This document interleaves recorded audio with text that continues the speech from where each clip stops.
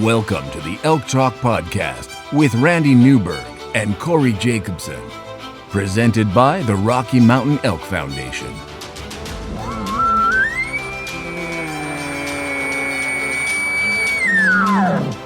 The goal is, what little you and I know about elk hunting, we share with people. I've got an elk building, it's like 120 yards away. What do I do? First off, the thought would never cross my mind when an elk's being 120 yards away to call anybody on a cell phone.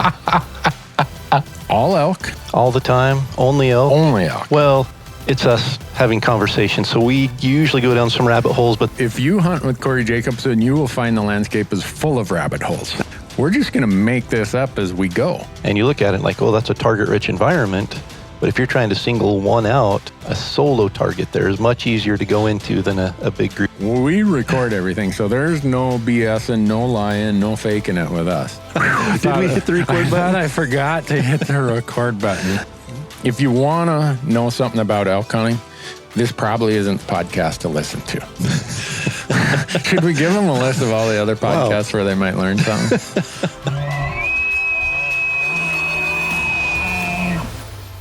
The Elk Talk Podcast is brought to you by the Rocky Mountain Elk Foundation, ensuring the future of elk, other wildlife, their habitat, and our hunting heritage.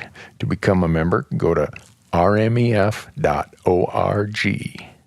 And the podcast is also brought to you by onX Maps. And with onX Maps, you can know where you stand with the most accurate hunting GPS tech on the market with land ownership maps that work offline. Go to onxmaps.com and use promo code ELKTALK, and you're going to save 20% when you sign up for an app membership at onxmaps.com. The podcast is also brought to you by Gerber. Go to gerbergear.com and learn about the knives, the Vital, the Big Game Vital, the Gator Premium, all the things that we use when we're out in the woods, and not just knives, but also some really cool multi-tools that they have. We're also proud to partner with Sitka Gear. And if you go to sitkagear.com, you'll see their full line of clothing. And their tagline is turning clothing into gear. And they are doing that through advanced technology that allows you to stay in the field longer, hunt harder, and stay safer. The Elk Talk Podcast is also brought to you by GoHunt.com. Go to GoHunt.com and sign up for the Insider. The Insider is changing how hunts and hunting information are found. No doubt about that.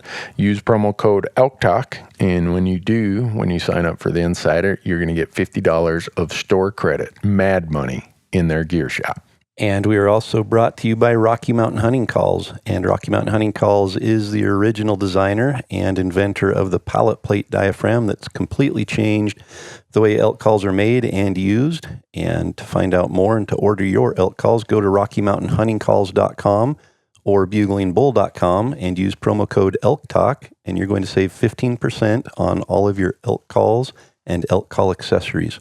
And with that, Corey, we are ready to get into it. Well, folks, welcome to another episode of the Elk Talk Podcast. And we're excited for today for a couple of reasons.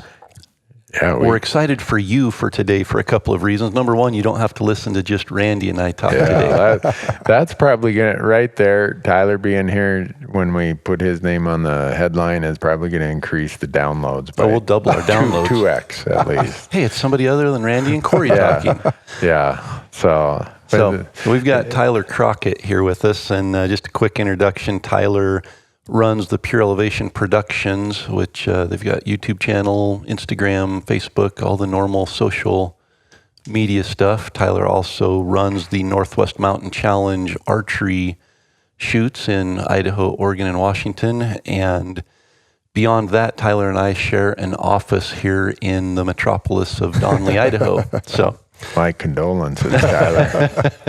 Do you have high-speed internet? I do, yeah. We upgraded when Corey came in, and he's going to start sucking all the bandwidth, and I figured we better upgrade. So because we're up here at Corey's house, and we're using my phone as my hotspot. And all 2 bars of your service that you get here, So, needless to say, I didn't get a lot of work done last night, but that's all right. You know, it was funny, before Corey officially came in and was an office mate in our creative space, he would hey, can I borrow your Wi-Fi? And he'd come park his pickup outside my shop and hang out in his pickup for like a few hours doing work. Like, you can come in, man. So that turned into me sharing.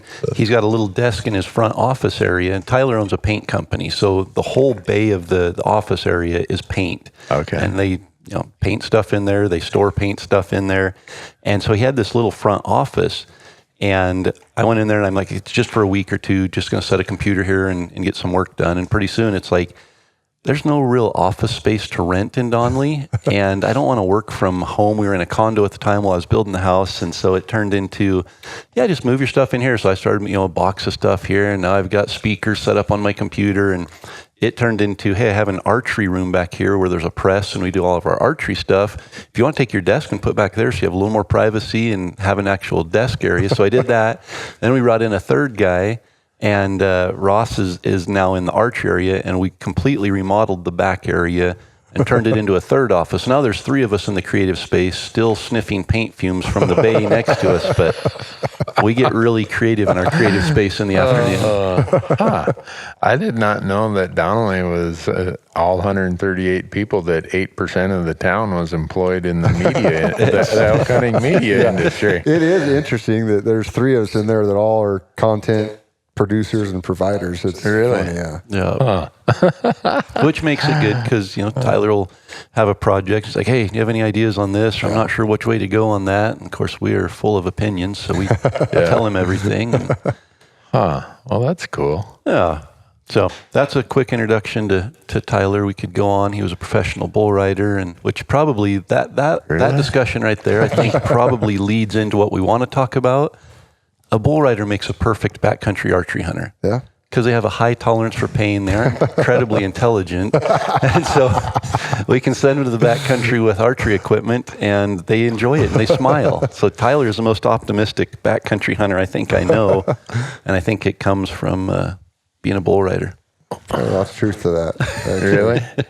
You walk way more upright and with no apparent long-term injuries compared to most bull riders I know. Oh, I've definitely had some things, but Dr. Tandy Freeman's a really good doctor, and he put me back together a couple times really well. Really? I was going to say steel keeps you upright, right? Yeah. You have enough metal in you. A lot of titanium rolling around in there, for sure. Really? Yeah. That's I watch that stuff, and I'm like, these people are not right. I watch that and think the same thing now, too.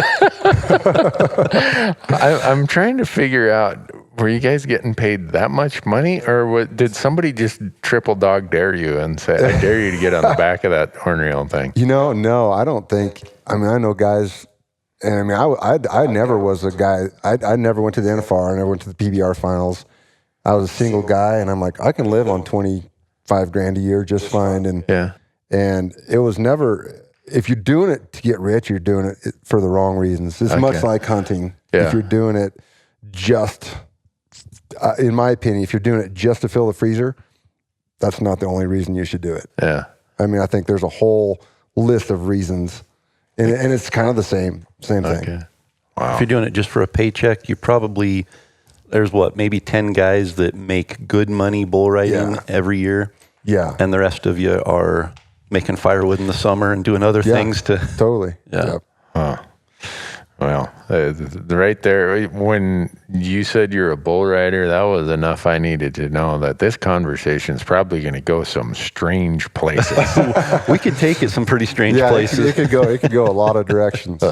We'll keep it focused on elk. Let's talk about shed antler hunting, because that's where I'm going to be the outlier no matter what. Because I don't know if Corey told you that when I find antlers, I hang them in trees. Yeah, I've ran into guys like you. Like me. I've ran into a few guys like you. That's interesting. So many people ask me where that comes from. I grew up in northern Minnesota, right next to 2 tribal reservations, Net Lake off to the northeast and Red Lake off to the west. And so we had a lot of tribe members who you become friends with and you go to school with, and there's just some great people there. And a couple of them I'd hunt with once in a while, and the rare time you'd find a whitetail shed, they'd hang it up in the tree. I'm like, what? What's up with that? And then it was part of their spiritual belief. Yeah. And so I thought that was kind of cool. So that's what I started doing with every antler I ever found, was hanging them in trees. Well, now people see me doing that on our content. They're like, that guy is not right. And I have a camera guy, Marcus, who really is into shed antlers. And I tell him, you touch that thing and you're fired. But when we were in New Mexico, Corey, we let Marcus and Ben each kept one. Each kept one. It's funny because I found that big 7-point and gave it to you, and you hung it in the tree. And then Ben grabbed it out of the tree and put it on his backpack. And I'm still looking for all of I've got your Onyx map downloaded onto my phone, and I can see all of your past trails. Yeah. And so I'm trying to get more information on which hunts did you find shed antlers on? And I'm just going to go back and follow your trails and look in the trees. Where I find the most of them, there's a place we fly helicopters into in Montana. That is like nirvana for shed antlers. Like, are you being serious? No, I'm not. Darn it. Because I was going to see if you'd be willing to spend the money to fly in there. I would, for this reason. I went to that ranch this summer. Yeah. And there are 6,000 resident elk that live on the ranch. Yeah. And about 600 to 800 resident bulls. And their shed hunting on that ranch is incredible. They're picking up 400-inch sheds. Yeah. They're picking up a lot of sheds. And so when you said, hey, the helicopter area, I thought, I bet nobody is shed hunting there. Oh, no. Trust me, everybody in Lewistown who has a Piper Cub is flying in there waiting for an antler to drop. So you'd have a lot of company in that small 2,000-acre area. You'd almost need to bring your own rock to stand on. So, well, we're still looking for that hidden gem where somebody walks through and they're like, there were like 160 elk antlers laying on the ground here. It was dangerous to walk through. We want to know where that is. Really? I don't know where that is. I've found quite a few of them in Arizona and New Mexico. That place we were at in New Mexico, that was about an average kind of, you find one or two a day kind of thing. And not looking for them when the grass is tall, so I can imagine spring would be and decent. I'm not packing that weight out of there. What do you do with the darn things? Speaking of bringing your own rock to stand on, Tyler and I actually went to Jackson Hole. How was that? Oh, it was fun. You couldn't couldn't stand on your own. If you brought your own rock, there would be 4 other people sharing it with you. So it was, Tyler, you can. It was a first time for both of us. It was crazy. It was. It felt like I was pulling into a big bull riding. Seriously, I was like, my heart was pounding. Like, we're in the car, and there's a line of cars for 4 miles behind us. Like, we lucked out, and we're number 13 or 16 or something. We're like, we timed it, and we kind of like. We aren't going to tell our secret. Yeah, we're not going to tell our secret. We got a pretty good way to get in there in the front of the line, and I remember just like looking back behind us, and you could see headlights because it's a midnight opener. See headlights all the way back to town, and it was just like. Yeah, it was. I'll always remember, like, we pulled in, and it's like everybody started getting faster as like the parking lot opened up, and it's like Baja and hitting bumps, and I kind of thought, wow, the pace is really speeding up here all of a sudden, and I got out of the car, out of the pickup, and just thought, okay, I'm kind of hustling, and everybody takes off running, like. Literally running, and I saw people running, and then all of a sudden I'm like, oh my gosh, and you just get caught up in it. Yeah. I'm running, throwing my backpack on, and like literally sprinting away from the pickup to get it in front. It was pandemonium. It was so fun. But what was crazy is within 100 yards of the truck, we're watching guys bend down and pick up antlers, and it's just this mass, this whole stampede of people combing the hillside in the dark with. There are people with backpacks with motorcycle batteries on them, with great big headlamps on their head. We had these specialty flashlights and headlamps we bought that would literally light up a hillside 200 yards away. And so we're running up the hill just quickly scanning with these, trying to get in the front of the pack. And Tyler and I, being lifelong shed hunters and doing it a long time, we got in the front of the pack. We beat the horses to the top of the mountain. Whoa. It was crazy. And was it worth it? Well, we found 0 antlers. It snowed about 12 inches of snow that day, and so we were in 8 inches to 10 inches of fresh snow. Anything that was there was buried, which we thought we'd see antler tips sticking up, but We didn't, and we covered. You remember how many miles we did? Was it 14 miles? 14, 17, something like that. I think it was 14 miles from midnight until 6:30 in the morning. So we're covering country. It's not just at a slow pace. It is fast paced for 6.5 hours. Wow. And 6:30 in the morning, we're like, let's go back to the truck. We got in the truck, drove to a national forest area, and we crashed for about 4 hours. Yeah, just huddled up in the pickup. And then hit it again till dark. And we ended up doing 24 or 26 miles in that 24-hour period shed hunting. It was crazy. It was so funny. That's funny. That's obscure. That's wow.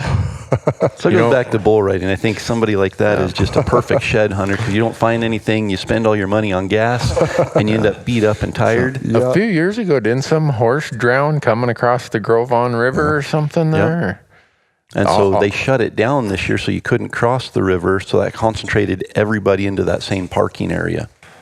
Wow. So there were, I don't remember, was it 800 vehicles? Yeah. Some ridiculous number. I remember once Corey and I climbed up on top, looking back kind of over the valley and the two hills that kind of came down into the bottom of this drainage. And it was just, you could see all these beams of light everywhere. It was like fireworks show kind of. It was actually pretty cool. What time of year is this? May? It was May 1. Was it May 1st? Yeah, May 1st or 15th. So have the elk kind of moved off the refuge? All moved off, and that's why they wait until then. I was going to say, wow, that'd be pretty stressful on them. Yeah, there was nothing there. There were a few elk that were left, and there were grizzlies feeding on them. There was a sign at the start that said, "Caution, grizzly in the parking area." Whoa. So we're out there at midnight in the dark looking for antlers with grizzly bears running around. I'm shaking my head trying to put together the rationale for exposing yourself to that. It's like an Easter egg hunt for adults. Everyone tells me that. Yeah. So do you guys sell them or keep them? Yeah, I usually end up selling them. I kept them for quite a while, and then all of a sudden, our 2-car garage, we could only park 1 car in it. So it's time to unload. You had a whole garage stall full? Yeah, like a bay full of antler, and I was like, okay, it's time to unload some of these. So now I created a rule for myself that I only keep my 4 biggest elk sheds, 4 biggest whitetail sheds, and 4 biggest mule deer sheds. Otherwise, I'll get all weird and start holding on to So them. if you find a shed this year that would be number 3, your current number 4 gets thrown in the I'm going to sell it pile? Yep, it goes in the sell pile. Huh. And we actually have a set of sheds from that trip that we kept because we found a really nice 6x7 set. Yep. That it was a last minute luck. It was that night we were off the refuge, and it's off the refuge. It doesn't take place on the refuge. It's on the national forest behind the refuge where the elk migrate back through.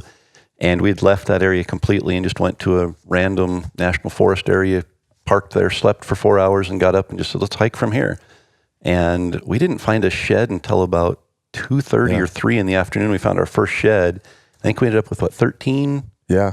13 when we came out of there. And we were on the way back to the truck within 1.5 miles of the truck. And I turned around and saw this 7-point shed laying up on the hill, 600 yards away. Yeah. And I was so physically exhausted. I told Tyler, I'm like, I don't think I can climb back up the hill to get it. Of course, I can do it. So he ran up there, picked it up, and then walked over the ridge, picked up the other side to it. So we have a set that we shared. It was a good set. Huh. Wow. Well, I would say that there's a cult. Maybe it's not a cult because it's so widespread, but there is a passion for shed antlers that I just... You don't get it. I'm not there. Yeah. It's probably like someone who doesn't hunt looks at me and like, what's with all this hunting stuff, dude? You're out there. Yeah. I don't know. I give them away. When I find them, I just give them away. Like I've given a lot of them away to kids. And I don't know. Yeah, you're not. There's a lot of people that don't. Like Steve and Lenny. Lenny just now is kind of getting the bug, but Steve Speck, he'll be like, you guys are going shed hunting? Okay, I'll go. I don't want to pick anything up. I just want to go hike. So we'll go on like a backpack shed hunt, and he will care less. He can't even spot a shed, first of all, but he just wants to go just to hike, and he's like, anything I find, I'll just give to you. I don't care. He just wants to go. He could care less about the shed. And it's funny because I don't have a desire to receive a shed from somebody else who picks one up, but ones that I find are special. Yeah. Like I can remember we used to take a truckload of sheds to Jackson to the auction every year when I was in college, and we would fill up the back of the truck with sheds throughout the school year to take over there in May. It's the third weekend in May, I think they have And you'd sell them over auction, there? Sell them all over there, pay off all my debt from college, and go again. But I can remember, I could probably tell you the exact GPS location, and we didn't have GPSs back then, but I could go onto Google Earth or Onyx Maps and point to exactly where that shed laid 30 years ago. Really? And probably every shed I've ever picked up, I could walk right back to where it laid on the ground. Does it have any benefit to hunting?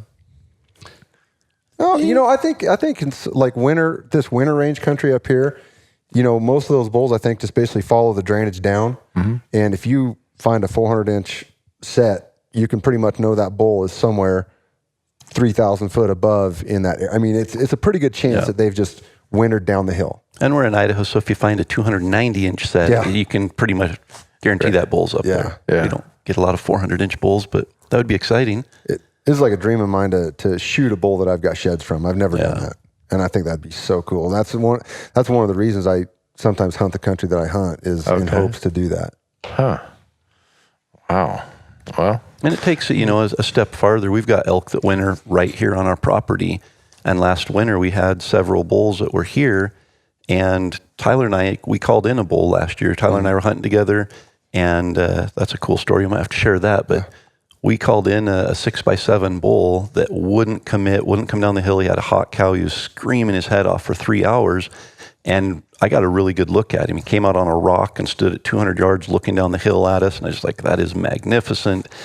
And we found that bull dead. The wolves had killed him this winter. So as we're wolf hunting, we found him and had that history of, it's kind of this, it's better to find the sheds than a dead bull from the wolves. But I found a set of sheds 60 yards out my back window here last year of a really nice 6-point bull, and hunting, they go for 20 miles when they go back to the high country here. But just knowing that bull is out there, and we tried, I never did see it and didn't put that together. But like Tyler said, it'd be really cool to find a set of sheds 60 yards out my back door and then have one of my kids shoot the elk in the fall. Yeah. And just have that history.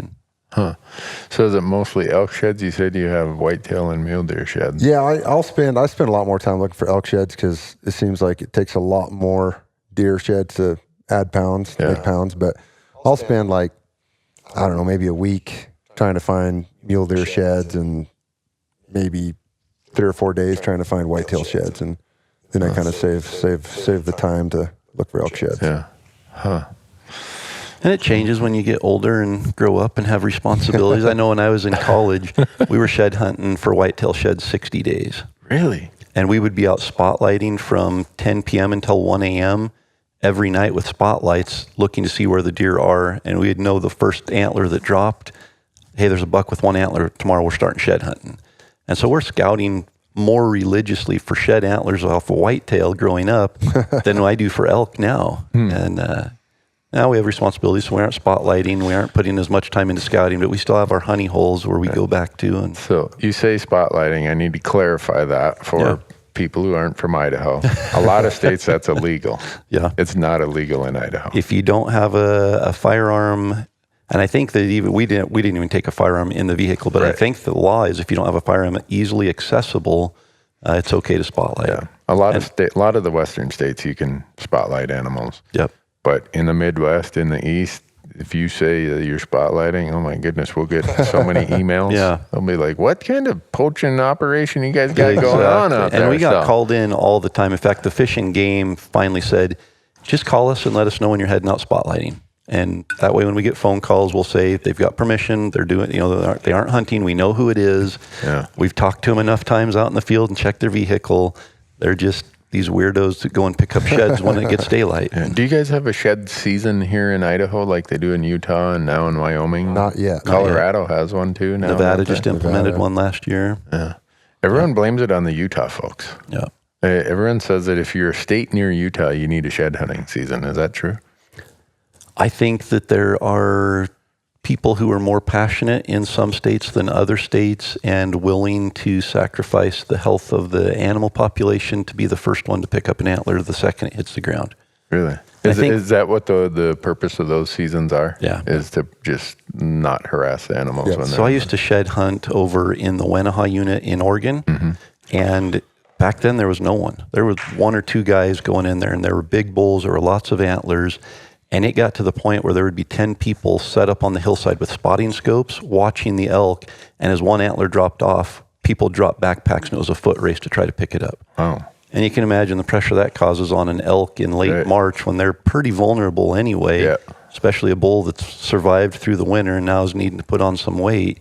And so I think in some places where there is that competition, it's necessary to protect the animals.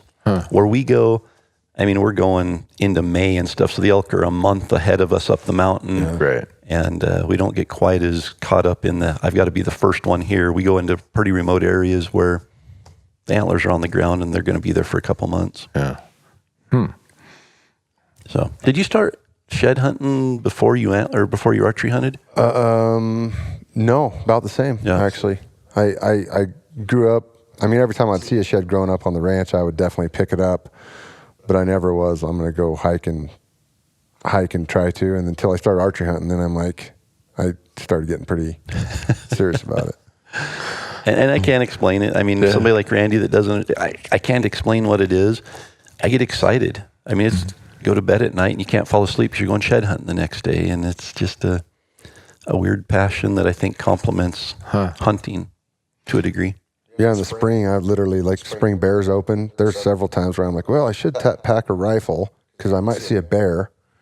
I don't know. That's like one extra horn I could fit on my back, and I leave the rifle. And I've done that and actually seen wolves and then kick myself for not having the rifle. Yeah. So I'm going to try to be more disciplined to make sure I take a rifle when I go into that kind of wolf country. Huh. How late is your wolf season open here? March 31st. Okay. Ours is open till March 15th, I think, in Montana. And I wish they kept it open till May 1st, just because April is that month when more people are out turkey hunting, shed hunting, bear hunting, all of that. And I think we'd get some more incidental harvest, which is definitely needed. Yeah. Yeah. Tyler's actually with me last year wolf hunting when we got lucky and shot the wolf. Okay. Huh. So yeah. Don't tell the whole world about that unless you want a lot of love letters. Yeah, I think we did an Instagram story, kind of a day-by-day hunt of that. That was cool.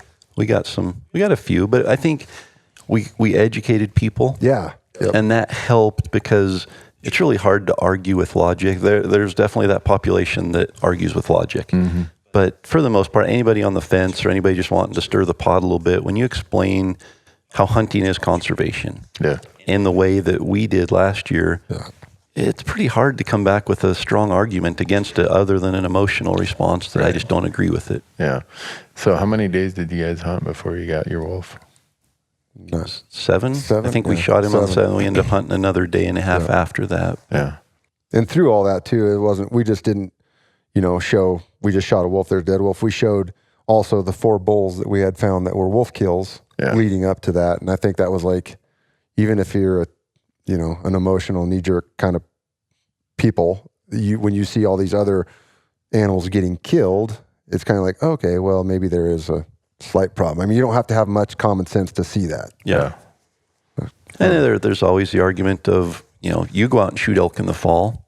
Why are you better than wolves? Why do you need to kill the wolves to preserve the elk so you can go and shoot the elk?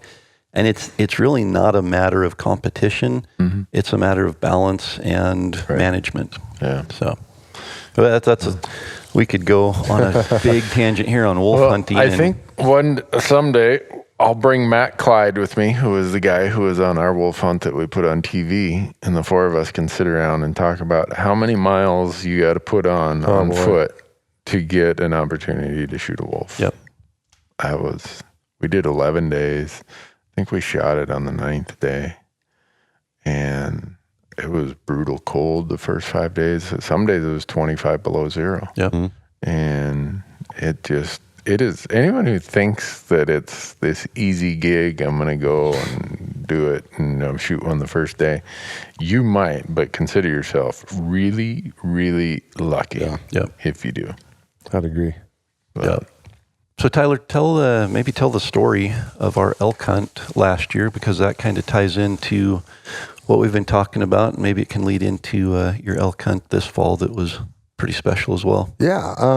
So last year, I went to Colorado and came home, and it was a rough hunt in Colorado for me. I'd actually hit a bull in the shoulder, and first bull I'd ever lost. So it's like it was a hard pill for me to swallow. Came home kind of bummed out, but we had a couple days left in the Idaho season, and Corey was in the office, and I kind of told him the story, and he's like, well, let's go hunt. Let's go get a bull. And that is the bad part about having three of us in the office that all elk hunt and all archery elk hunt, because there is no productivity or motivation for work from about August through December. None. And it starts over again when we start shed hunting. Hey, what are you doing today? Oh, I got to get this done. Well, let's go call in a bull. All right. And when Corey says, hey, you want to go get a bull? I'll call. You do that. Yeah, you don't turn that down. Chances are it might work out. Yeah. And so anyways, we went. Donnie was there, and he ran camera, and we went out, and it was a whole new, I'd never hunted this style of hunting that we did ever. I was always like a backpack hunter, and we had a little different style of hunting on this hunt. Went out for a day hunt. Just went out for a day hunt instead of like big, overnight, 2-night, 3-night. And anyways, had a bull hit us and tried to get on him, and he kind of fizzled off, and another bull came in, saw another bull, and I shot him. And in Idaho, you can get 2 tags. You can buy a regular tag and then a non-resident tag. Oh, that's right. Yeah, So 2 general over-the-counter bull tags. So you pay the resident price for the first one, and then you pay the non-resident price for the second one. As long as the quota isn't sold out. And there's a quota on non-resident tags, so it usually gets met about the middle of hunting season. So if you're going to do that, you typically have to buy that second tag before season opens. Okay. And most of the time, I always get 2 tags. One is like my project tag, for whatever project I'm going to be working on, and one is kind of like take my kids hunting, and my meat tag that I'm just like, hey, I just meat in the freezer. And so this little 5-point comes in and shot him, and was super pumped. Like, yes, freezer's full. That's awesome. Now I got my project tag left, and he fell within sight. The bull falls over 60 yards from us on the open hillside. Super pumped. It was awesome, and Corey did an awesome job just working him. And apparently, all the elk in the woods thought there was an elk party going on there, because after that bull dying and died immediately, all of a sudden we heard another bull bugle, and he sounded like a pretty good bull. And he was a long ways off. We'd heard him all morning way at the top of the drainage. And so we were standing there, and of course, Tyler shoots a bull. I know we've got a couple minutes. He's standing there talking to the camera. Like, I'll be right back. I'm going to just go up and see if this bull will keep bugling. And I think I came running back down and said, it sounds like he's coming closer. Yeah, and he's like, you want to fill your second tag? And I was like, well, yeah. So I went up there in my mind like, okay, if this bull isn't an exceptional bull, I'm not gonna shoot him, because I had this project planned to take like my wife hunting and stuff. And when this bull came in, he was a good mature. The biggest archery bull I'd ever shot, and he came in screaming just like an old dinosaur, and I could not pass it up. Yeah, and so I shot him, and at this time I had a broken back, so I was fairly. Does this have to do with your bull riding days? No, that didn't help. I don't think. This traces back to high school football, I think, to be honest. But, so I shot that bull, and then Corey was like, I have to go to a football game. Well, I did my job. I called in 2 bulls for you, and Isaac had a football game, and I'm like, I am so sorry to leave you hanging right here, but I have to hike out of here, get in the truck, and be in town in like 3 hours. Yeah, he had to go. So I'm like, that's all right. So luckily I have some friends here in town, and I recruited him, and meanwhile Corey's at the game. He went, and I got back, started breaking the bulls down, and Here comes Corey in the dark pretty much and he found another guy, Ross Sevy, who's our office mate also. Yeah. And Donnie showed up and it was like a whole pack crew, and shoot, we had both That's those a good bulls. thing, because it took us till 1:30, 2 in the morning to get out of there, and you had to leave for junior rodeo at Like 5 in the morning. the next morning. Goodness. So he got home, hung the meat, and slept for about 45 minutes, and got up and loaded the horse trailer and headed out. So Had like 4 hours north to a rodeo with the kids, and Oh my goodness. I was fairly spun out for a couple of days, but my freezer was abundantly full. Yeah. Cool. Huh, that's interesting. I think Idaho is the only state I know of where you can buy 2 tags. So could a non-resident buy 2 tags at the non-resident price? Yep. And that's a whole point. That's a point of contention, especially like with deer hunting sometimes. And that's a whole nother podcast. That Animals are under objective in certain units, but you can still buy 2 tags for that unit. And Why is that? Just revenue? Revenue. Oh, Yeah. okay. Yeah, I think a few years ago with the introduction of the wolves, Idaho took a pretty hard hit. Outfitters, hunting, everything. The wolves came in. The elk were strong as far as healthy populations, and the wolves did a number on them. And a lot of people quit coming back to Idaho to hunt. And so the Fish and Game, I think, in an effort to recapture some revenue, said, well, the non-residents aren't coming here to hunt. Let's sell their tags to the residents at the non-resident price. And when you look at, we've talked about how 90% of the elk are killed by 10% of the hunters. Right. We get that 10% pool that now is successful year after year and wants to fill 2 tags. And there's a market for those leftover tags now. And so there are leftover tags every year so far that residents and non-residents alike could buy a second tag. Wow. I see that as not as much with elk, but I see that as a major problem with deer. Yeah. Actually. Really? Yeah. Like a lot of out-of-state guys will come, which I'm totally fine with, but they'll buy 2 buck tags for that one unit, and they're not going to go home empty-handed, so they'll shoot The first buck they see just to fill a tag. Yeah, shoot 2 forked horns, and all deer that are going to be mature deer someday. And wow. yeah, I think it creates a problem for the deer, trying to manage for deer and quality of deer and numbers, even when that can happen so easily. Yeah. So looking at this country, I could see where you could hunt it in archery season. How in the heck do you hunt this thick mess in rifle season? Oh, I don't hunt mule deer here. Oh, okay. I mean, you're even right. for elk or for deer or whatever. I think some of the country's burnt. You can get in some places where it's burnt and you can see a little bit, but And logging, and there's some area you get down on the breaks of the salmon and stuff, which is only an hour north of here, and it's a lot more of what you're used to, the open ridges with timber in the bottoms. And so there's some of that, but yeah, there's a lot of this country that's just thickly timbered, and you get over across the valley here, and it's Roosevelt elk country. It really is thick brush, and you have 10-yard shooting lanes. But we hunted up there with our kids this fall, rifle hunted, and you just find that open ridge where you can see 150 yards and set up there. Wow. It just is so interesting when you think about elk, how many different habitat types and places they can make a living. Yep. They're adaptable. Yeah. I mean, I've seen them in the desert country in New Mexico and Arizona that is true desert country. Yep. And then I've hunted them at 11,000 feet. It's amazing. And every terrain that you can imagine in between. Yeah. Yeah.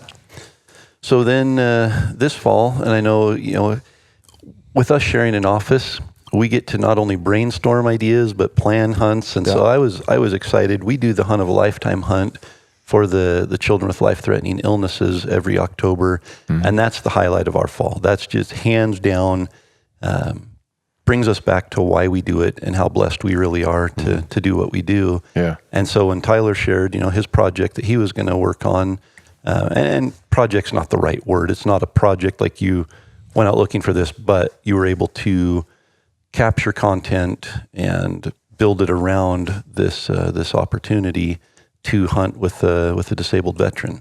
Yeah. So we had kind of been, there's a program called ROVER, and I don't remember exactly what the acronym, Regional Outreach for Veterans. And it's just an organization that helps vets kind of basically come back into just normal life. Right. And it could be physically disabled, or even mental issues, PTSD issues, and it's just trying to help get them back to life. And several years ago, a person that's involved in that contacted our group, Pure Elevation, and started the ball rolling to do a hunt. And we're all for it. We can't do a lot for them, but that's something we know. We know hunting, and we know how to take someone out and just be a team and help fulfill a goal of theirs. And in the meantime, maybe help them get out of their rut that they might be in. Yeah. So we worked it out, and we had 3 vets come out this fall, which was awesome. It was probably my favorite hunt I've been a part of. Took 3 vets out. 1 vet shot a bull of a lifetime, just a great 6-point bull. And, these vets, it was funny that all 3 of them, they aren't, they all live back east. They live like at 200 feet. And we brought them out here to 6,000, 7,000, 8,000 feet, and kind of honestly thinking we're going to be doing a lot of babysitting and encouraging. And these guys came out not necessarily in shape to do it, and we hunted hard. Like, we had 17-mile day, a 15-mile day, and these guys there was no quit in these vets. So that was the most impressive thing to me, is they didn't have a clue how to hunt elk at all, like zero. They'll even admit it. Right. But they had no quit and constantly just trying to be a sponge on what to do. Why are we doing this? And we got 1 tag filled, and it was super awesome to see this green bray standing above this bull. Just so appreciative of the moment of the country, the elk. It was super rewarding, and it was an honor to be a part of it. Yeah, cool. So that's going to be on. Is that you filmed all that? Yeah, we got it all on film. It's we're going to submit it to the Full Draw Film Tour. Hopefully, it's accepted. And we're going to make a cool little film about it. And the whole point of the film, I think, just to bring awareness to vets and what they've been through and what they go through, and little ways we can help when they get home. Yeah. Well, I think it's cool because something we take for granted, hunting. I mean, we grew up doing it, or we're around it. It's easy to do. We can walk out our back door and do it where we live. And for them, it's a healing mechanism. Yeah. It really can be something that gets them out, gives them passion and direction, and takes their mind off of what their mind is trapped in and focused on, and helps relieve that and give them, like you said, interject them and rehabilitate them sometimes, whether it's physical, mental, emotional. Yep. And it's something that we don't necessarily use it for that same recharge or that same healing, but to take something that we're passionate about and something that is so important and special to us, and be able to use it as a tool to help them heal. That's something you can't. It was super cool. There's several quotes and some interviews we did at these vets. There's one that really sticks out that one of the hunters, he said, he looked at us and just said, I feel normal again for the first time in a long time. Wow. That's so funny you say that, or interesting you say that. I called the guy I knew who'd been on my website for years, and I said, "Hey, John, what are you doing in November?" "I don't know." "Well, if I bought you a Montana deer tag, would you come hunting with me?" And he's Iraqi vet, been in 2 IEDs, been shot. He's like, "Are you jerking my chain?" I'm like, "No." So he came up and he shot, young buck, but the look in his eye was, wow, I just did something that physically, because of all my disabilities and needing a new knee and a new shoulder, and you could see the look of, I didn't think I'd ever get to do this. And when he said just what you said, he said, "This is when I feel normal." Yeah. And I thought, wow, how cool is that he gets to feel whatever his normal was, or what he views as his normal, being here, doing this, just hanging out in a hunting camp, helps him go to where he feels what his normal is. Totally. Along that same line, these guys said, Randy, the guy that said that he feels normal again, said, "Man, I can take this home because, me coming out here," he said, I realize that I can do this. I can still do, it's hard. It's so hard for me. And I realize that I can do it if I just keep putting one foot in front of the other. He said, "I'm going to take that home And when I'm up against something hard or, I have a bad memory come back or I start feeling intense or anxiety, he said, I can remember that, hey, I can do this just one step at a time. And it was super cool. There's so many one-liner and quotes that, I mean, I'm going to hold on to and use. It was great. So that'll be hopefully in the full draw film tour that if you live in the West. Even the East, the full draw film tour, I know this year they're expanding even more, but they've got to the Midwest and the South. Really? And I think they're going all the way east this year. And there are definitely opportunities. You can go to fulldrawfilmtour.com or org? .com. Net, something. I'll tell you, Harry, you guys keep carrying the conversation. I'll get on Al Gore's internet here. Excellent. But yeah, if you go on the interweb and do a search for Full Draw Film Tour, you'll find it there. But they have their full schedule up of where all the showings are. And then after the schedule is done for the year, I'm sure, Tyler, you'll have it up on the Pure Elevations YouTube page. So definitely go and subscribe to that. fulldrawfilmtour.com. Perfect. All right. And then your YouTube channel is Pure Elevation Productions? Yep. All right. Yes, sir. Go there and subscribe, folks. Definitely. Trust me on that. Corey and I's hunt where I killed the 2 bulls is actually, it just got released from Full Draw Film Tour, and I recently uploaded it, so it's there. Yep. And we got very fortunate. Donnie was there with us, and Donnie's just the guy that when he's there, a lot of special things happen. And Donnie's just there with the camera kind of quietly, and he captured everything, captured the whole hunt, both shots, your first elk falling over right there. And awesome film. Definitely go check that out on So is this the one that says YouTube. two elk in 10 minutes or something like that? The name of the film was Back to Back, play on the back-to-back bulls and broken back thing. Not to be confused with broke back, but broken back. Not to be confused with broke back. Broken back. Okay. There's actually a really cool reference in the film to Mike Tyson when, if you remember, when he was being interviewed, I think it was after a fight, and he was complaining about his back, and he said, well, what's wrong with your back? The interviewer did, and he said, my back's broken. And he said, well, what is it? Is it a vertebrae what? And he said, it's spinal. So that's what Tyler, as he's talking about, got news from the doctor today I didn't want to get, and the doctor said my back's broken, and then it flashes to Mike Tyson saying my back's broken, spinal. I had to do something. I'm not a serious guy, and the film was like way too serious for me, so I had to drop something totally stupid in there. But Tyler did hunt all last fall with a legitimate broken back. Ooh. And the doctor told him, you aren't going to do more damage. Definitely it's going to be a lot of pain. And Tyler was managing pain as best he could, but we fixed. Yeah, it's fixed now. It's awesome. Like 0 issues. Really? Wish I'd have done it years ago. Huh. Yeah. So going back to the story of him shooting 2 bulls and us leaving him there with a broken back, it was our plan all along to come back and help at some point. I just didn't know how many people he would be able to recruit to help him get it out. And when we got back, it was him and an 18-year-old, and they're still working on cutting up the first bull.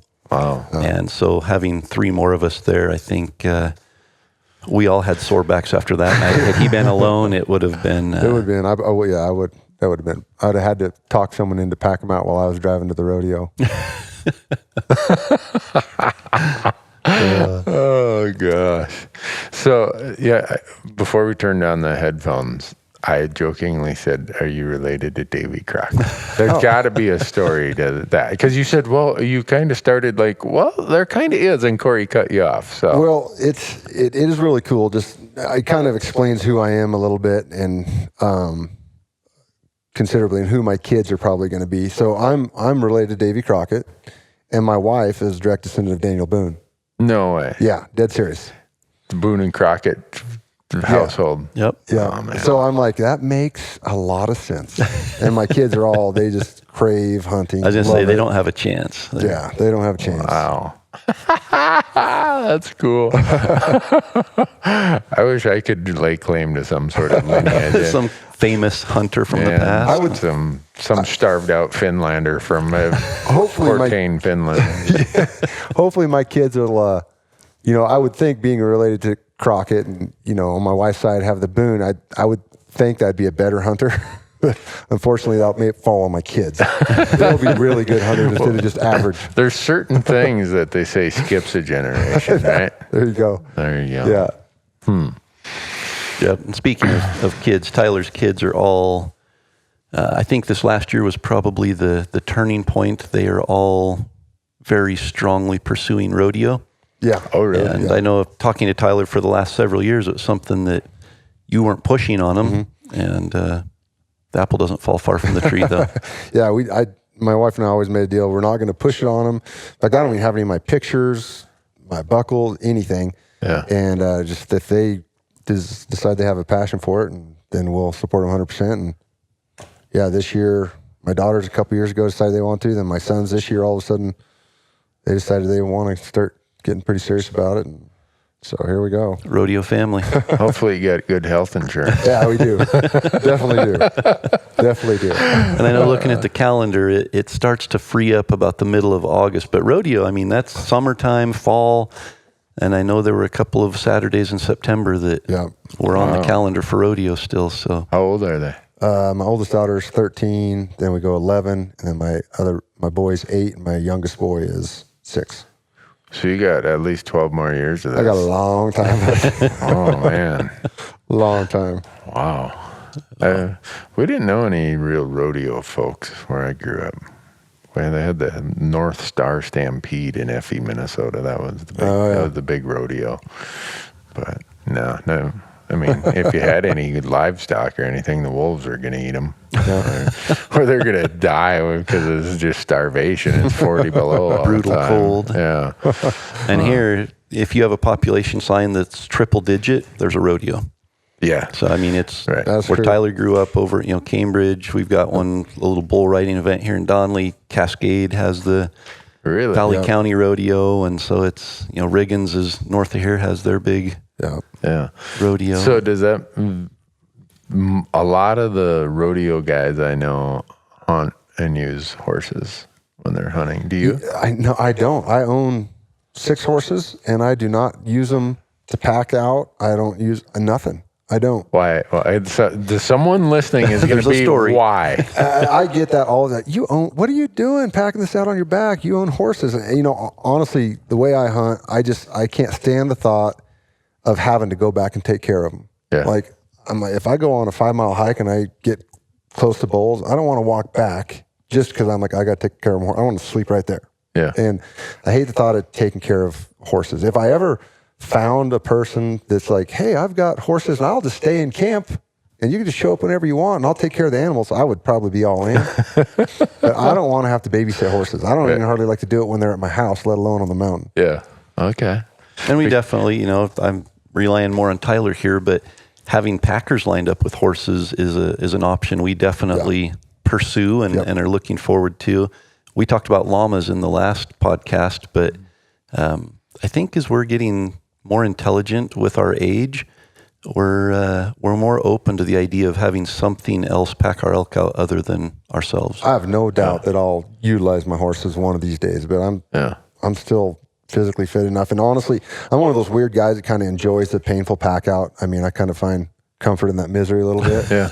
And I have fun. So as long as I can do it, I'll probably put it on my back and hike it out. Because one of these days I won't be able to. Yeah. No, I'm there with you. There is something about packing one out that you just, when you're done, it has that feeling of, I did that. Got that done. And it usually only get that feeling when you're done. It usually doesn't come during the pack. Right. I just think back to New Mexico when we hunted together, and that and it wasn't steep. It was rocky, so you're always off balance and catching balance. And there were 4 of us, so we had it split. We didn't have uber heavy loads, Right. But we had 2 guys who were carrying huge camera loads. Yeah. So it put a lot of weight on our backs, and I just remember that hike. My hips, for the first time, hip flexors get sore packing. At that, I felt they were going to fail. Like, I really thought my hips were not going to make it back to the truck. that's not good. No, I remember that. Yeah. Still, that's 3 years ago. I still remember it. Yeah. Well, what I remember is it was dark and the grass after monsoon season in New Mexico is about 30 inches tall. And we're out in that lava pit and it's like walking on a field of footballs that you can't see. Yeah. And Marcus took a digger, busted the camera, scobbed himself all up, and I thought to myself, if we get out of here with just that, we're going to be lucky. Yep. And I'm walking like a little old lady with my trekking poles, my legs spread, kind of shoulder width apart, just more waddling than I was walking. But I got out of there. I think you guys took it easy on me because I was the old guy. That was a tough pack. But the next day I paid for it. I couldn't even hunt the next day. Well, we were done the next day. We gave up. That was we only had that morning to hunt anyway. And but well, I'm always interested in people who have horses, why they don't use them if they don't. That's why I just don't want to have to go take care of them. Yeah, I want to stay where I want to stay. Because in the prior podcast, I was explaining to Corey how one of the guys I hunt with a lot now, he has llamas, but he comes from a rodeo outfitting ranch family. Oh, yeah. And he way prefers llamas over horses. Interesting. Just because of the maintenance. Yeah. He said he can leave those llamas tied out for forever, and they'll be just fine. But we may have to look into that for this fall. Yeah. But he also told me that llamas and horses don't like each other. I know horses get freaked out. I've ridden by llamas, and the horses are like, "What is that?" Yeah, they get a wigged out by them. Yeah, I had some lady chew me out because I had llamas this year.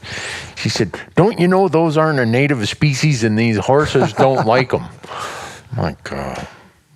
Where'd your horse, where are you going to trace that lineage back to? I didn't say that, but I'm like, I know. So when we're on the trail, if we hear horses coming, we get way off trail and we tell them, hey, we got llamas, because last thing you want to do is have some sort of train wreck back there. And I've been in parades with the kids, and they're riding their horses in the parades, and you keep an eye out, like, oh, here comes the llamas, hurry, go over there. The llamas are coming in, because you don't want the horse to see them, and a big train wreck. So I'm always interested in other people who are producing content. Is this something you do? You spend a lot of time at, Tyler? I'm spending more time. I'd like to get where, I love, we've, as a group, we've been putting out content and creating content for quite a while, but we have all had our normal jobs. And as my business, I have a commercial and residential painting company. The more established that gets and the more people I get in place to run more, the more time I can spend on just gathering and creating content, which that's really my fun passion to do. And so, I hopes every year to try to increase a little bit more of that and just keep doing that.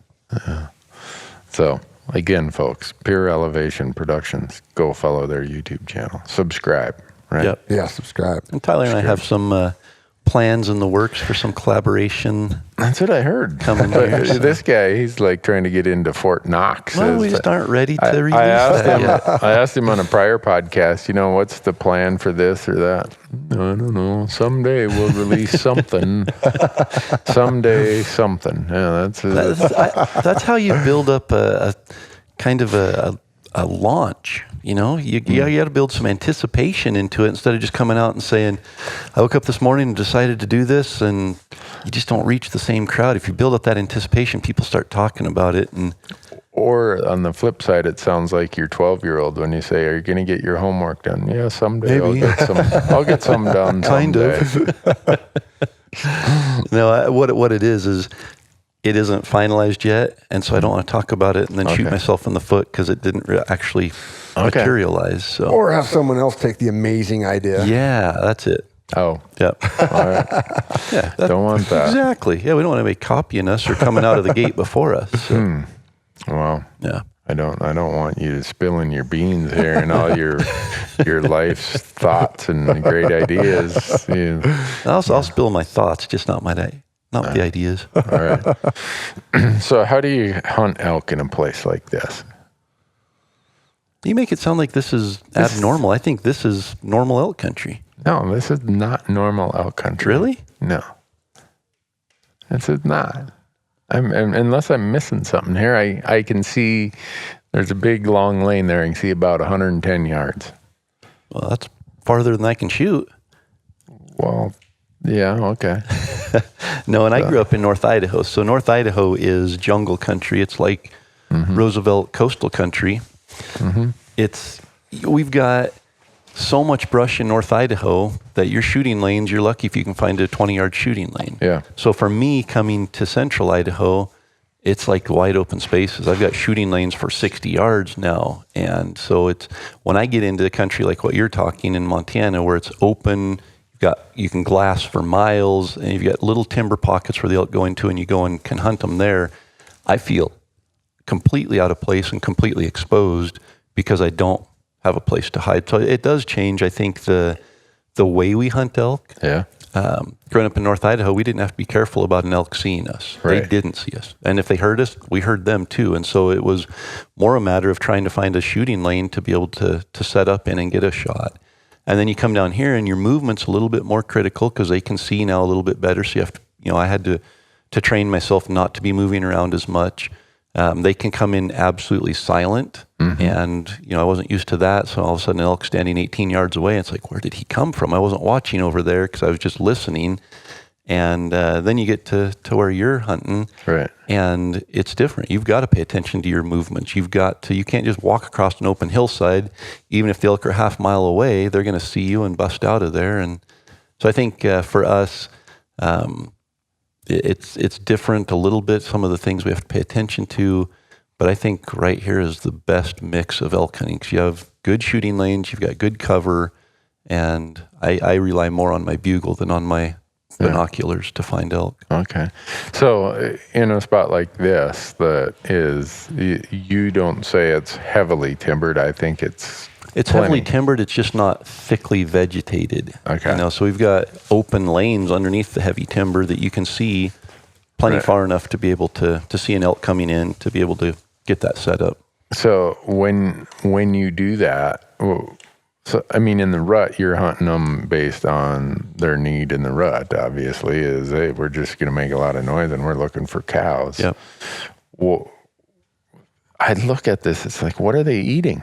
What's their primary food source here? There's not lots of grasses. Maybe in the summertime, is there a lot of... Yeah, there's grass because the ridges are more open, and especially you get the south and the west-facing ridges, they're going to be more exposed to grow grass. Lots of browse. There's a lot of brush that they feed on. I think there's probably as much feed here. You get into a place like Montana where it's basically just grasses, and you get in a drought or later in the season when it's dry, there's not a whole lot of nutritional value there.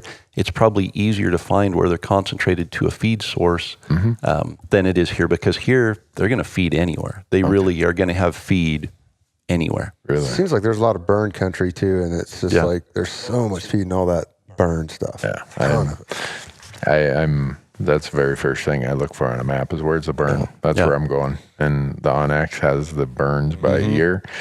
There's almost a part of me that wish they didn't have all that information. But if I tell people whatever the price Onyx charges, it's worth it to have that burn layer in your hands. What do you look for? Do you look like for a 3-year-old burn, 2-year-old? I look for the newest burn in the area.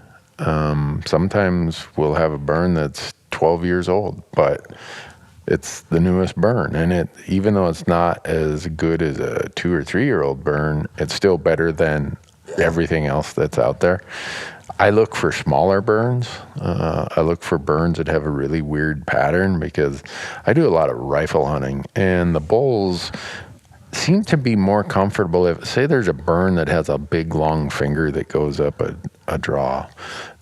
Those bulls are more comfortable feeding there than in a great big open burn. Not saying they won't feed in the open burns, but if I'm looking for public land bulls in late October and November, all burns are not created equal in my mind. And people look at it, they're like, you even shoot antelope in burns. Yeah.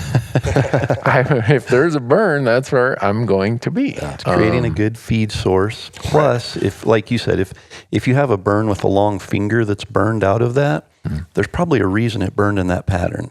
And the first thing I think of is that's probably on a ridge.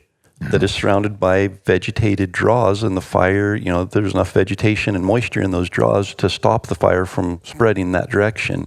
Yeah. And so you get the cover there, you get water, you get bedding close by, but you have an open ridge with a good feed source, and it just creates a really good habitat and place to find an elk. Yeah, a lot of people, that's probably one of the most common questions I get. I did that whole series last summer about e-scouting, and one of the whole videos, I think we did 20-some minutes on burns, and the most common question I get is just what you asked there, Tyler, is how old? And I've never really hunted a burn that happened that year.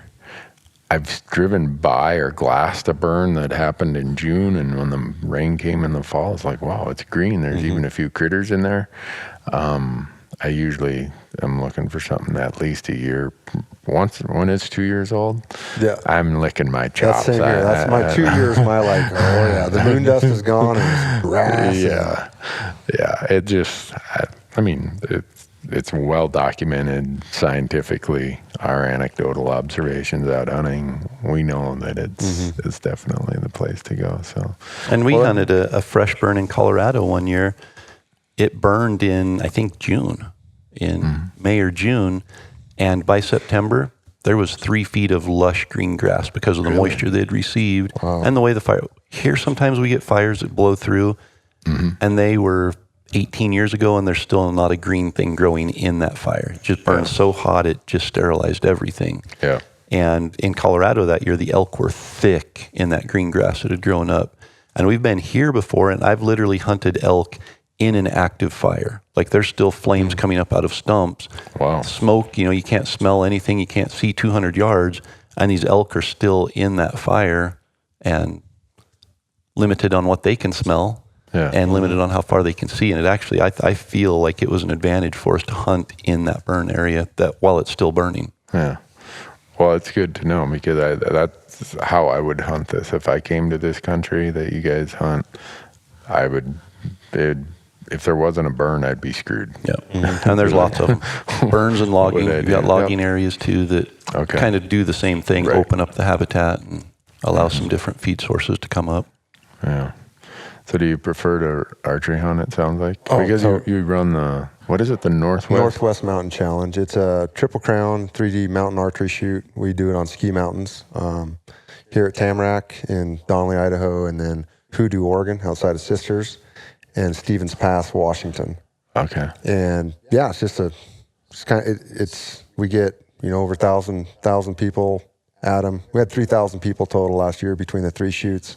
Cool. And just a mountain bow shoot. That's all it is. 4 courses, just go pound foam. And the pure elevation course that they set up, that's kind of the central course, and it's set up to represent mountain hunting. So you're hiking steep country. They're steep shots. They're very realistic mountain shots. So it's not just a little flat golf course type of an archery tournament. It's a true mountain experience. 5-mile course, and you're climbing 1,000 to 1,500 foot and shooting 3D targets the whole time. Well, I don't think I could pack enough arrows by the sound of it. I'd need an arrow sponsor. You got an arrow sponsor? I'd probably need one. They may not be proud of me when I'm all said and done. But that's what's fun. You go to these shoots and the cleanup afterwards, the pile of arrows from picking it, because sometimes they're a little longer shots. Sometimes they're through just a little rock crevice.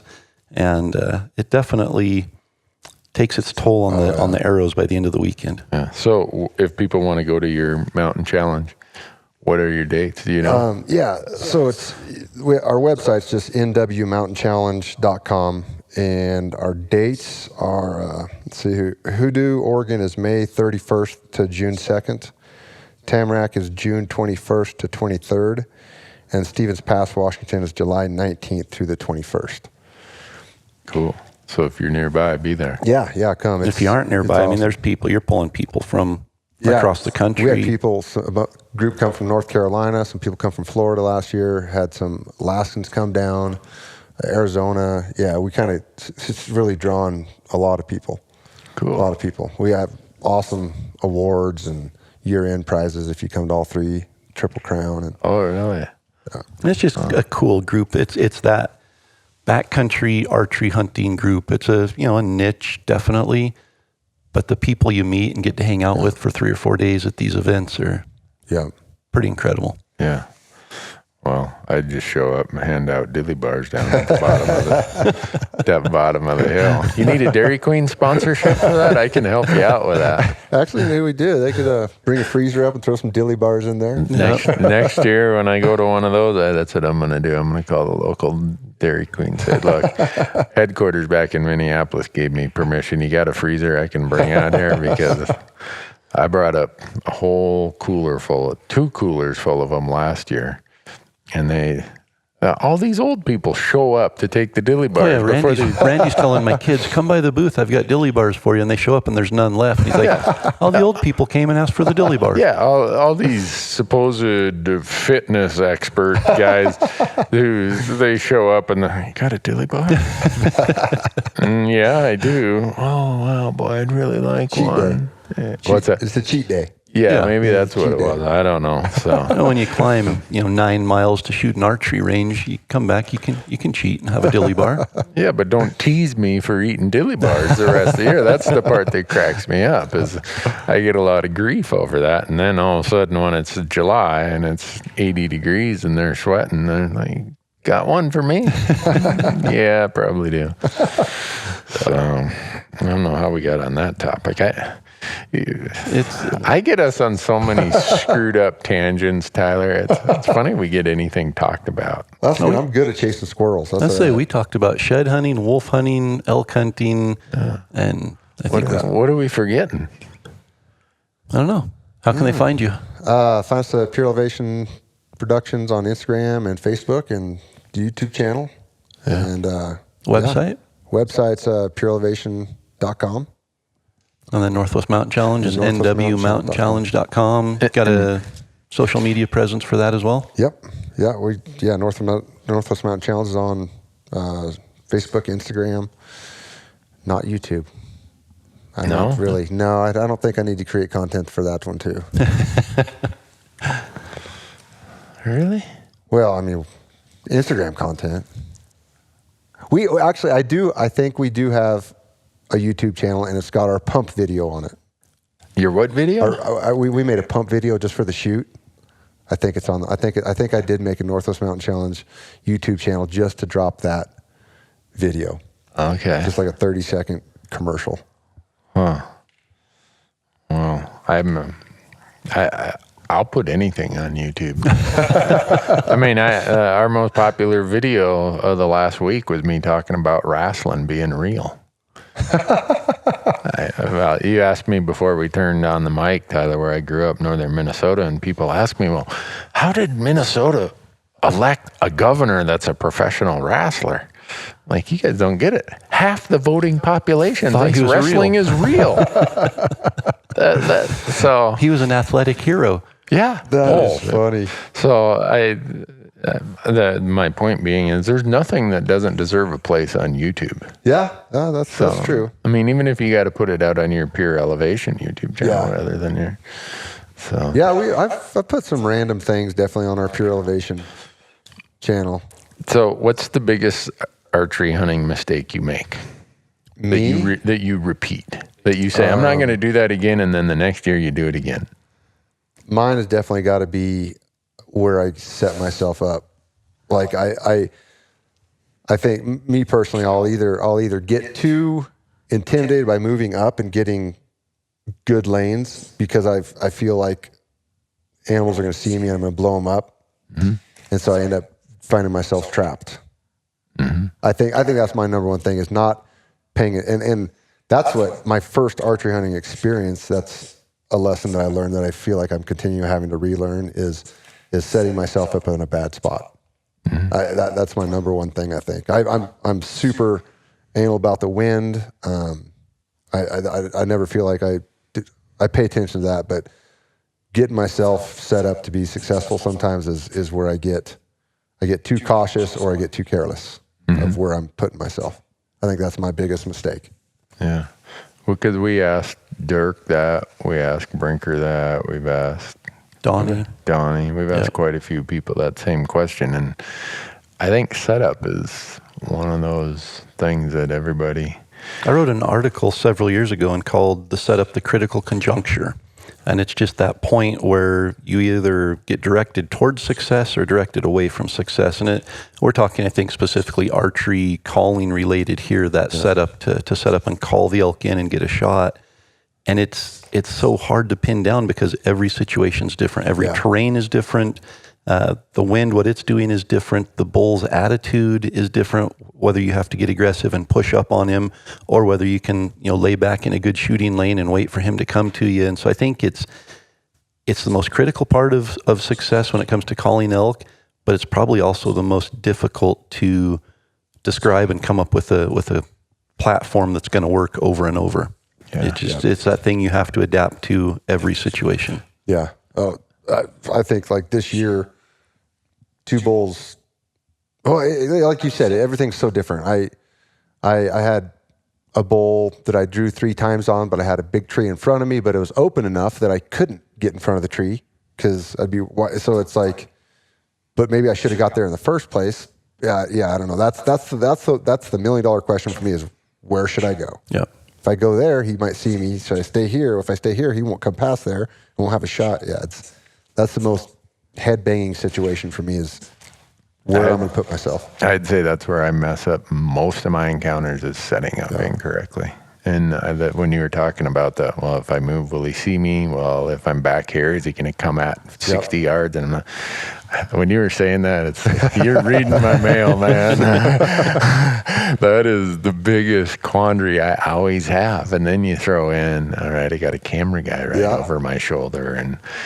But what I might do if I was just by myself is different than what I'm going to do because I want him to come slightly past and maybe have a quartering shot. Well, the camera angle's to that side. He's going to be through the shooting lane then by that time. And so you feel like you're on some sort of overdose of sensory interpretation. There's so many, because when you're hunting, you're addressing things you see at all.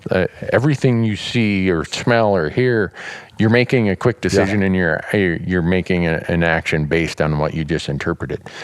That setup period is like so many things are coming at me at the same time. My mind is sometimes you only have a split second to make that decision. Yeah, and sometimes it's just like, crap, I'll make it work here. Just because you want to get out of that mode of analyzing and get in the mode of, all right, I'm ready and I'm prepared. Well, the crap I'll just set up here became a crappy spot to set up here. But gosh, isn't it nice just to finally make a decision? It is. It's almost the relief. I don't care if it's wrong or I'm doing this. I'm set up. Now I can go into my calling sequence. But if you want a little bit of a teaser for what's coming and what's probably at this point on the Elk 101 YouTube channel, if you're confused about situational setups, you're going to love what you find. Okay. So content that we're creating is going to be focused around different setups and situations revolving around elk hunting. Cool. One of the avenues. Well, that'll be good. Yeah.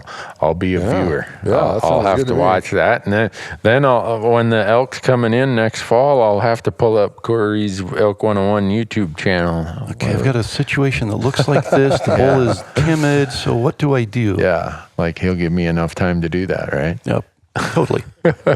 Time to watch the video, time to set up.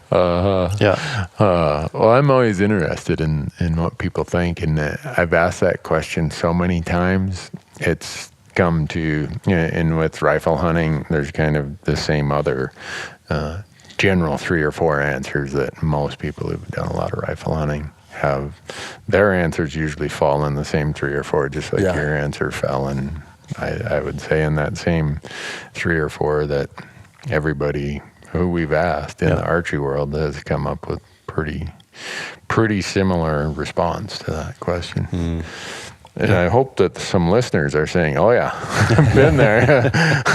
Or the ones who maybe haven't elk hunted yet that are excited to go elk hunting are starting to think, all right, there is some strategy that needs to be applied here. It's not just a matter of showing up in elk country and blowing a bugle and having an elk come in and shoot it. There's a whole story that's written from the time you locate the elk to the time you draw your bow back. Yeah.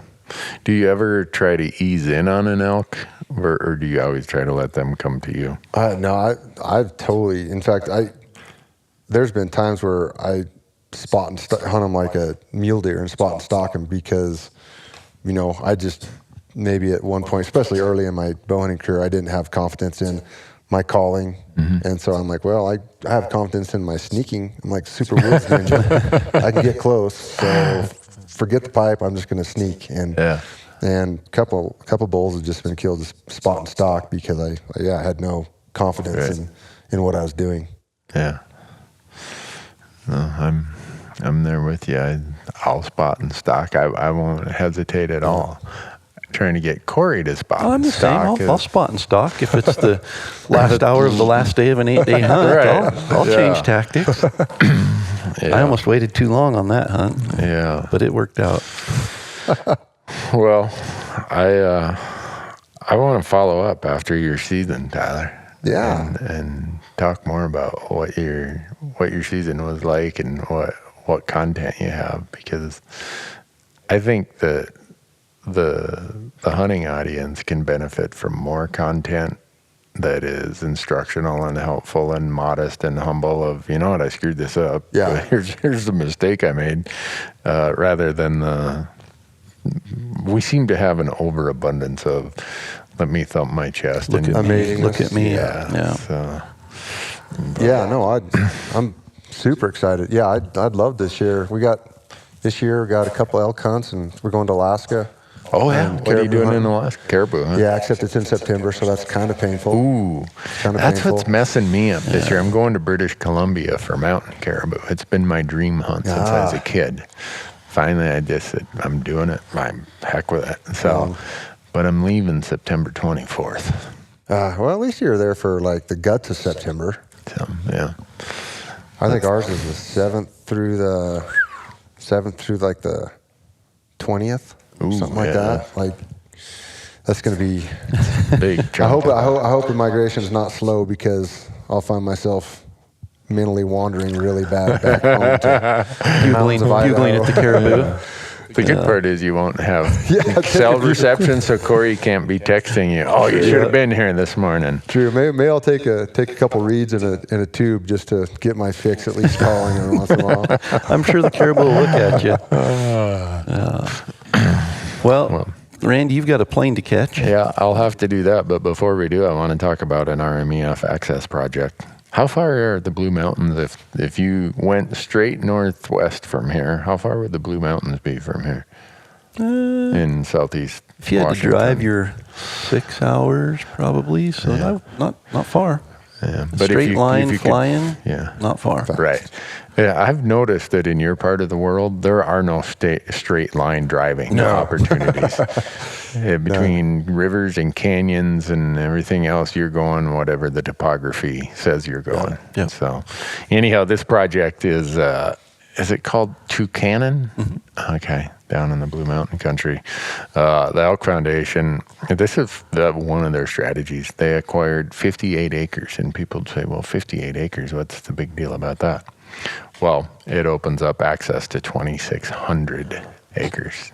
And they worked with the state of Washington, and this is part of, there's an area down there you're probably familiar with it, the Blue Mountain Elk Initiative, where they're making elk one of the primary focuses of land management in that part of the Forest Service system. And so the Elk Foundation is doing what they can do to try help with that, and getting access to that ground is a big part of what's important, because there's quite a bit of it that's some of the critical areas where elk get pressured.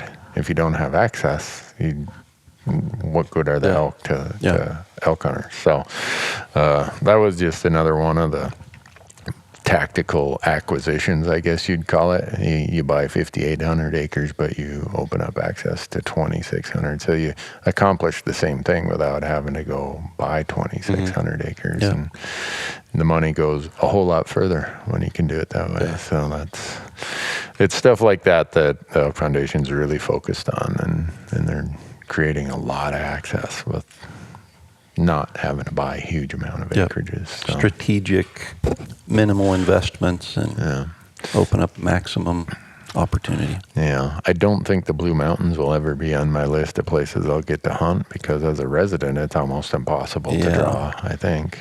I don't even know. Washington's so messed up in so many ways, but when we were looking at the top producing states for Boone and Crockett entries, and we saw Washington on the list, it's in like, the top Washington? 10. Seriously? Yeah. But they come out of the Blue Mountains. It's, the Dayton unit, the Tucson unit, right there along the north side of the Oregon border. There's some really incredible elk hunting there. Yeah. Just not really incredible elk hunting opportunity. Right. Well, there's a lot of elk hunters in Washington. Yep. And they travel to Oregon. Most of them come to Idaho. Or wherever. And we welcome them with open arms. Yeah, as long as they leave it so you guys can each buy your second bull tag, right? Yeah. Yeah. I haven't actually bought a second elk tag in Idaho for several years just because we're doing other hunts in other states. And so I was getting to get my second, and we're on the mountain. I'm like, oh my gosh, I got to get my second tag. And by the time we got down off the mountain, they were sold out. And it was like the 15th of September. Yeah, I think it was 16th somewhere right in the like middle that. of September. They were sold out. I'm like, It worked out good because I didn't kill one until like the last day of the season anyway. So I would have wasted that time. This most recent time. Yeah. Well, Corey tells me I'm coming to Idaho this year. I don't know. Am I or am I not? I think I'm coming to Montana. We concluded this year. All right. Yeah, you were too busy with all of your other gallivanting across the country, filling application tags that you drew. If I draw one of your premium, we'll hunt Idaho. I'll hunt Idaho. Okay. We did talk about you applying for a couple of hunts in Idaho, and if you draw them, I'll be there. Okay. You heard that, folks. He said he will be here. I bet Tyler will be there, I too. would be there, yeah. If it's a couple of units I'm thinking of, I would be there. All right. Those are the only units we apply for. So imagine if this was your job. I told my crew they have to hunt elk every day in September this year. Hunt in the morning, come back, edit it in the afternoon, and post it up on YouTube that night, or they're fired. They have to, that's their job. They have to hunt elk every day. That'd be horrible. Just absolutely horrible. And how much are they paying you to work for you? I know that. I'm thinking about that. And then I told them, look, guys, I'm going to apply you in this state, and this state, and this state, and this state. And if you draw, you better be going. I don't know one of this, my girlfriend, blah, blah, blah. And so I'm thinking, man, I should advertise that as the fringe benefits of the job and see how many applicants I get. Yeah. Because I'm hiring. You just mentioned it right now. We're going to get flooded with emails saying, hire me. I am hiring 2 more people in the next 6 months. Editors, probably. Oh. So, not camera guys. Yeah, they'll be stuck in the office editing while your camera guys are out hunting. Right. So that just lost the appeal. You're going to have troubles filling those 2 spots now. I know. But if they turn out to be really good hunters, we'd probably put them in front of the camera instead of in the editing bay. So. And Marcus is sitting there shaking his head going, what are you doing? Marcus, he's going to be running the joint someday. He works hard. So, but cool. Well, Sitka question of the day. And I'm going to gear this towards Tyler because I'm going to be able to tie it into Tyler. But this comes from Rebecca, and she says, curious about your thoughts on face camo. Does it matter? I have one of those glow-in-the-dark, pale Scandinavian faces. Honestly, I think I can honestly say I probably killed more animals without face paint, but I love to paint my face. It is so fun. You can't tell me when you were a kid you didn't like watch Rambo and paint your face for a couple months after watching the show when you replay. So is it necessary? No, but is it super fun? It makes you look like a bad cat? Yes, it does. Makes you look really tough and cool. And I get that all the time, especially when we did Destination Elk this year and we're on film every day for 19 straight days. Tons of people were sending messages or leaving comments. You wear all this high-tech camouflage and everything, and then you leave your face just there glowing bright. And, I don't think to an elk, our face glows bright. And especially with some facial hair, that's why I geared it towards you. Yeah. You've got 3/4 coverage right now. Yeah. With the full facial hair. After day 2 or 3, even if I'm clean-shaven, I've got enough stubble that I feel like it breaks it up, and it's not just a glowing face out there. Yeah, I don't think it hurts by any means, obviously, but it is super fun to paint your face. So if you haven't tried it, do it just because it's fun and the pictures look pretty cool. But in your mind, this is what I think about. Like everybody that's all about sit like this, or I wear this or I wear that. It's like if it helps you in your mind think that you're more concealed, or if it helps you in your mind think you're going to be more, by all means do it. Because I need every advantage maybe I think I can possibly get, and if it's that, then maybe I'll do it and I'll have more confidence. But in elk's eyesight, when you look at it, they see equivalent of 20/60 to human eye. They're dichromatic, so they don't see all the color cones we do. And, visually, that's probably the least of my concerns. Making bad noises or movement. Yeah. Movement's way more of a concern for me than my face sticking out. And then, of course, thermals are the critical sense or the critical component that help you beat the elk senses. I'd agree. That 80 millimeter lens over my shoulder, when it pivots and you get a flare off the lens, every animal within 500 yards just locks right in on you. Yeah. Really? Oh, it's crazy. I wish there was a way that you could put face paint over those lenses and get rid of that glare. But there's got to be. You look at, there's technology out there that reduces glare, makes it completely impossible to see through on one side and it's crystal clear on the other. So and probably something to be said for that. And then you'd lose all your video quality and all these expensive. The elk didn't see it. True. Now, Rebecca, great question. I'm on the same train of thought. I don't paint my face as a necessity at all. I haven't got into wearing makeup yet either, so hasn't been a... That being said, I do pack face paint and I do paint it just because it's like a flashback of being 12 or 18, whichever. And even if you just put a black stripe across, your cheeks or whatever, that breaks up that outline. But not critical. But if you do like wearing makeup, you can paint your face. Knock yourself out. Well, thanks, Tyler. Nice to thanks, guys, spend for some time visiting fun with you. Yeah, next got year you out again. of the office, so I've been out of the office and completely worthless for about the last 2 weeks, though. Yeah. So, well, I better get rolling because I got to catch a plane, and if I don't get on that plane, the likelihood of me seeing my 30th anniversary is pretty slim. Let's get you out the door. All right, folks. Thanks for tuning in.